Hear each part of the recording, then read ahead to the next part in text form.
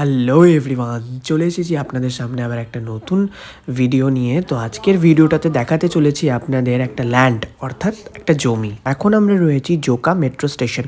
ঠিক Joka metro station থেকে এগিয়ে আমরা দেখতে পাচ্ছি যে একটা প্রপার্টি রয়েছে। এটা নতুন হয়েছে কয়েক বছর আগেই, রাজাতাবান্ত।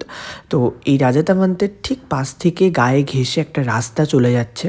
দেখতেই পাচ্ছেন এই প্রপার্টিটা রাজাতাবান্ত।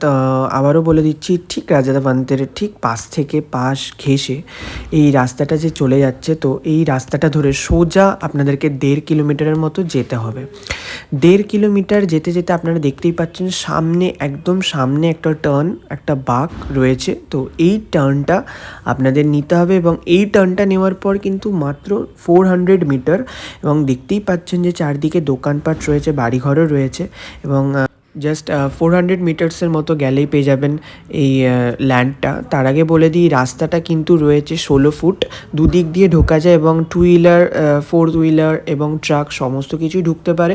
এবং এটা হচ্ছে সেই জমি বা যেই ল্যান্ড আপনাদেরকে বলেছিলাম। তো এই জমিটা রয়েছে 3 কাঠা জমি, এবং পার কাঠা জমির দাম এখানে রাখা হয়েছে 14.5 লাখ টাকা করে।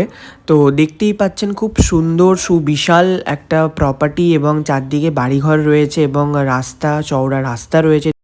দেখতেই পাচ্ছেন একদম খোলামেলা একটা জমি, এবং আপনারা এখানে কিন্তু নিজেদের মতন করে যেরকম ইচ্ছে সেরকমই আপনারা বাড়ি করতে পারেন বা অফিস করতে পারেন আপনাদের রিকোয়ারমেন্ট অনুযায়ী নিজেদের।